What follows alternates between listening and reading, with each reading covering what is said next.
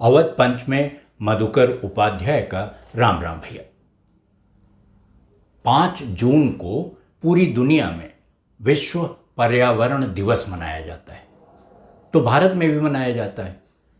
चूँकि विश्व स्तर पर आयोजित होता है यह समारोह, तो इसमें जश्न जल से कार्यक्रम आयोजित किए जाते हैं और ये देखा जाता है कि पिछले साल के मुकाबले इस साल तक 1 बरस की अवधि में क्या क्या किया सरकारों ने और लोगों ने पर्यावरण की रक्षा के लिए, और उसके साथ ही अगले साल की योजनाएं, कार्यक्रम कि उसमें क्या किया जाना है, इस पर चर्चा होती है।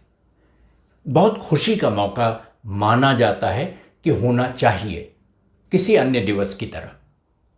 लेकिन अगर एक संकट सामने खड़ा हो तो कैसा जश्न, कैसी खुशी, कैसे समारोह आप मनाएं और ये कहें कि एक जंगल में आग लगी है, हम मुहावरे की शक्ल में कह लीजिए तो जंगल की आग के सामने खड़े हैं जिसमें हमारे आपके सबके झुलस जाने का खतरा है, तो जश्न कैसा।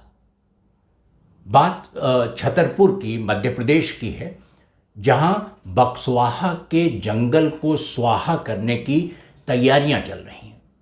बल्कि तैयारी क्यों कहें, ये कह सकते हैं कि उस दिशा में कदम आगे बढ़ा दिए गए हैं। सरकार ने 50 साल की लीज पर जंगल का एक बड़ा हिस्सा, जो घना जंगल है, वो एक निजी कंपनी को दे दिया है, जो आदित्य बिरला समूह की कंपनी है, और उसका काम यह है कि वो वहाँ से हीरे निकाल ले। क्योंकि बक्सवाहा के जंगल के नीचे ज़मीन के अंदर हीरे हैं। कहा तो ये जाता है कि जो शोधकर्ता थे जिन्होंने पता लगाया कि हीरे छतरपुर में भी हैं, वो, उनका कहना है कि पन्ना, जिसकी ख्याति हीरों के लिए थी, वहाँ जितने हीरे मिले उससे 15 गुना अधिक हीरे छतरपुर में हैं, बक्सवाहा के जंगल के नीचे। और सरकार उसे छोड़ना नहीं चाहती, उसे निकालना चाहती है।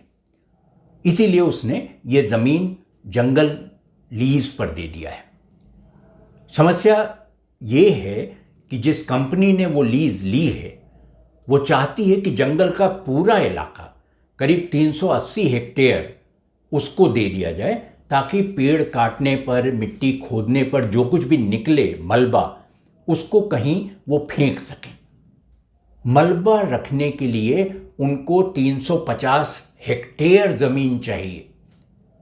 50-60 हेक्टेयर जो उनको मिली है लीज पर, उसके अलावा। ये निहायत ही बुरी बात है, समझ में आ सके उससे परे है। इसलिए कि जो आप कर क्या रहे हैं, समस्या हीरे निकालने में नहीं है। बुंदेलखंड में तो ऐसे भी पानी की कमी रहती है, लोग परेशान रहते हैं। अगर पेड़ कट गए तो जो ज़मीन के अंदर जो पानी बचा रहता है, जो पेड़ों की जड़ों की वजह से सुरक्षित रहता है, वो कितना और नीचे चला जाएगा, उसकी कल्पना नहीं की जा सकती। बुंदेलखंड का क्या हाल होगा, ये सोचा नहीं जा सकता। बुंदेलखंड के लोगों ने, कुछ समूह हैं जिनका कहना है कि हीरे निकालने पर उन्हें कोई आपत्ति नहीं है, लेकिन वन काटे नहीं जाने चाहिए। बक्सवाहा के पेड़ों की कटाई नहीं होनी चाहिए। और वो पेड़ भी कोई 150 हज़ार 2000 नहीं है, 2.25 लाख पेड़। क्योंकि वन विभाग ने पेड़ों की गिनती कर ली है और बताया है कि 2.25 लाख के करीब पेड़ हैं वहाँ जिनकी कटाई होगी। अब आप, जो भारतीय वानिकी संस्थान है, उनका एक अध्ययन है, उनका कहना है कि जो बक्सवाहा में जिस तरह की वनस्पतियां हैं, जैसे पेड़ हैं, उनकी औसत आयु 50 वर्ष है।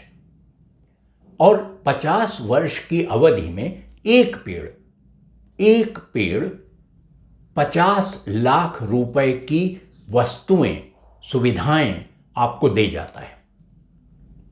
अभी जब कोरोना के लिए वो अपने चरम पर था, ऑक्सीजन के लिए हाहाकार मचा हुआ था, तब लोगों को समझ में नहीं आया और अब भी नहीं समझ में आ रहा है कि एक पेड़, और ये वानिकी संस्थान का अध्ययन है कि एक पेड़ करीब करीब 28 लाख रुपए की ऑक्सीजन आपको दे जाता है 50 वर्ष की अवधि में। अन्य वस्तुएं उसके अलावा हैं जिनकी कीमत करीब करीब 30 लाख बैठती है। एक पेड़, आप इसको गुणा करके देख लीजिए, जोड़ कर देख लीजिए कि 2.25 लाख पेड़ों से कितने करोड़ करोड़ रुपए की ऑक्सीजन से आप वंचित हो जाएंगे।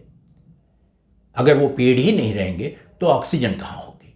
पेड़ ही नहीं रहेंगे तो जमीन के नीचे का जल स्तर कहाँ जाएगा? पेड़ ही नहीं होंगे तो बुंदेलखंड, जिसकी धरती की तस्वीरें आप देखते होंगे कि फटी हुई दरारें फट जाती हैं जमीन में, उसका क्या हाल होगा? ये किसी भी तरह समझ में आने वाली बात नहीं है कि सरकार ने ये फैसला और पेड़ों की कटाई की अनुमति कैसे दे दी। इसका विरोध पहले से हो रहा था कि बक्सवाहा में सब कुछ स्वाहा न कर दिया जाए, पेड़ बचा लिए जाए, जंगल बचा रहे। जो खुदाई है वो, उस पर किसी को कोई समस्या उस तरह नहीं है अगर पेड़ों की रक्षा की गारंटी सरकार ले सके। वो कंपनी ले जिसने लीज पर ये जंगल लिया है। लेकिन सरकार किसी की बात सुन नहीं रही। उसने चुनाव जीता है तो वो समझते हैं कि उन्होंने विश्व विजय हासिल की है और वो जो चाहेंगे वो करेंगे, किसी को विरोध करने का अधिकार नहीं है। विरोध करने का अधिकार हर व्यक्ति का है, और सरकार अगर उनकी बात नहीं सुन रही तो उसे सुनाने की जरूरत है। बल्कि मैं तो कहूंगा कि अगर सरकार लोगों की बात नहीं सुन रही है तो कम से कम अपने जो पुराने ग्रंथ हैं उन्हीं की बात मान ले, उन्हीं की बात सुने, उन्हीं पुराणों की, उन्हीं वेदों की बात सुन ले जिसमें पृथ्वी के वनों के संरक्षण के बारे में, वनस्पतियों को बचाए रखने के बारे में क्या क्या कहा गया है। अथर्ववेद में 12वें मंडल में पृथ्वी सूक्त आता है और पृथ्वी सूक्त में 63 ऋचाएं हैं और एक एक ऋचा इसी बात पर ध्यान केंद्रित करती है, बताती है कि वनस्पति और मनुष्य का संबंध कैसा है और कैसा होना चाहिए, और अगर न हुआ तो उसके लिए क्या किया जाना चाहिए। ये स्वीकार करते हैं वेद भी, हमारे मनीषी ये स्वीकार करते हैं कि मनुष्य की जितनी भी आवश्यकताएं हैं वो पृथ्वी के अलावा कहीं से पूरी नहीं हो सकती। मनुष्य पृथ्वी पर आश्रित है, तो अगर वो आश्रित है तो उसे चीज़ें उससे लेने का एक सिलसिला चला आ रहा है और वो ले सकता है। लेकिन उसके साथ ये होना चाहिए, और ये वेदों में ही लिखा है कि आप पृथ्वी से जो कुछ भी लें उसे वापस कर दें। आपने एक पेड़ काटा किसी उपयोग के लिए तो उसे 2 पेड़ 5 पेड़ लौटा दें, ताकि आने वाली पीढ़ियों के लिए, आपके भविष्य के लिए वो पृथ्वी आपको कुछ और देने की स्थिति में हो। आप उसे बिल्कुल कंगाल न कर दें। ये जो फैसले हैं खनन के और तमाम ऐसी जो निर्णय होते हैं जिनके आधार आर्थिक बताए जाते हैं, और जो भी इसके खिलाफ खड़ा होता है उसे विकास विरोधी कह दिया जाता है, ये बिल्कुल ठीक नहीं है। क्योंकि अब और कुछ ना सुनिए, वेद ही सुन लीजिए। मैं पृथ्वी सूक्त की कुछ ऋचाओं का पाठ आपके सामने कर देता हूँ। उनमें क्या कहा गया है ये आपके सामने रख देता हूँ। आप तय करिए कि सरकार को पृथ्वी सूक्त की ये ऋचाएं सुननी चाहिए और क्यों सुननी चाहिए। पृथ्वी सूक्त की पहली ऋचा तो यही कहती है कि पृथ्वी में क्या क्या है और क्या क्या मिल सकता है। और आप हैरान होंगे कि जिस हीरे की खुदाई के लिए ये कंपनी को लीज दी गई है उसका भी जिक्र है। वो कहते हैं, ये 44वीं ऋचा है पृथ्वी सूक्त की। वो कहते हैं कि छिपाए गर्भ में न जाने कितने अनजाने खजाने, छिपाए गर्भ में न जाने कितने अनजाने खजाने, देवी तुल्य उदार मना ओ धरती, हमें देना स्वर्ण मणि हीरे सभी निधियां। वो कहते हैं कि हमको तो और कहीं से ये प्राप्त हो ही नहीं सकता, सिर्फ पृथ्वी ही दे सकती है। तो अगर पृथ्वी दे सकती है तो उससे आग्रह करते हैं कि तुम उदार मना होना, सहृदय होना, उदारता से हमें वो दे देना जिसकी हमें आवश्यकता है। लेकिन ये ऋचा यहीं नहीं रुकती, पृथ्वी सूक्त यहीं नहीं रुकता। एक और ऋचा में वो कहते हैं कि कौन लोग होंगे जो खनन से और तमाम मशीनों का इस्तेमाल करके पृथ्वी से इस तरह की मणियां निधियां निकालेंगे। वो ऋचा कहती है कि यंत्र संभाले योग्य और दृढ़ निश्चय वाले लोग निकालें विविध तत्व। यंत्र संभाले योग्य और दृढ़ निश्चय वाले लोग निकालें विविध तत्व, धरती के अंतरतम से, भू से, समुद्र से। वो हर जगह उत्खनन की बात करते हैं, समुद्र में भी, पृथ्वी में भी। वो कहते हैं कि इसके लिए सिर्फ 2 शर्तें हैं। वो ऋचा कहती है कि वो व्यक्ति योग्य होना चाहिए और दृढ़ निश्चयी होना चाहिए। दृढ़ निश्चय के बारे में तो कोई संदेह है नहीं, सरकार भी दृढ़ निश्चयी है, उसने लीज पर दे दी कंपनी को जमीन, पूरा जंगल ही दे दिया बक्सवाहा का। कंपनी भी दृढ़ निश्चयी है कि हम इसमें से खोद कर हीरे निकाल लेंगे। प्रश्न योग्यता का है, क्या वे लोग योग्य हैं? अब जबकि विज्ञान ने इतनी तरक्की कर ली है, ऐसी मशीनें बन गई हैं, तो क्या कोई ऐसा इंतजाम नहीं हो सकता कि हीरे निकाल लिए जाएं लेकिन जंगल बक्सवाहा बचा रहे? ये सिर्फ योग्यता की बात है, क्योंकि दृढ़ निश्चय में तो किसी के कोई कमी दिखाई नहीं देती। योग्यता संदेहास्पद है, हर ओर संदेहास्पद है। अब उसमें वो एक और ऋचा आती है जिसमें वो कहते हैं कि जब आप खुदाई करें, खनन करें, तो क्या करें, क्या एहतियात बरतें, सावधानी बरतें। वो कहते हैं कि हे वसुधा, हम सृजनात्मक उपभोग करें इस मिट्टी का। हे वसुधा, हम सृजनात्मक उपभोग करें इस मिट्टी का, चोट पहुंचाए बिना तुमको, चोट पहुंचाए बिना तुमको, बिना छेड़े मूल तत्वों को तुम्हारे। इतनी स्पष्ट ढंग से यह बात कही गई है कि पृथ्वी को चोट न लगने, आप चाहे जितना खनन कर लें, पृथ्वी आहत नहीं होनी चाहिए और उसके मूल तत्व यथास्थान रहने चाहिए। आपको जो लेना है आप ले लें, क्योंकि उसके बिना आपकी गति नहीं है। पृथ्वी के अलावा आप कहीं जा नहीं सकते कुछ मांगने के लिए, लेकिन आप इस प्रक्रिया में उसे चोट तो न पहुंचाएं, उसे लहूलुहान तो न कर दें।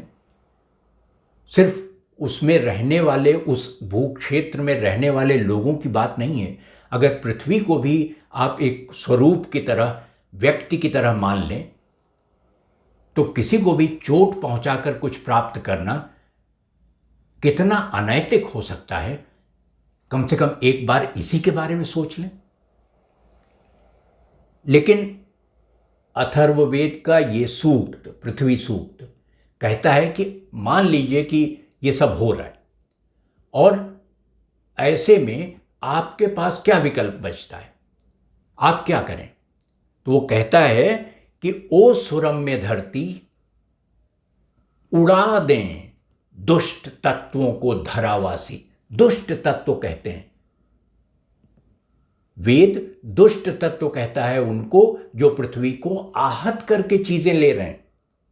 उड़ा दें दुष्ट तत्वों को धरावासी, उड़ाते धूल के कण अश्व जैसे। जब घोड़े दौड़ते हैं, उनकी टाप पड़ती है, उसके साथ उड़ने वाली धूल की तरह, जिसकी कोई बिसात नहीं है, उस तरह इन दुष्ट तत्वों को पृथ्वी उड़ा दे, लोग धरावासी उड़ा दें।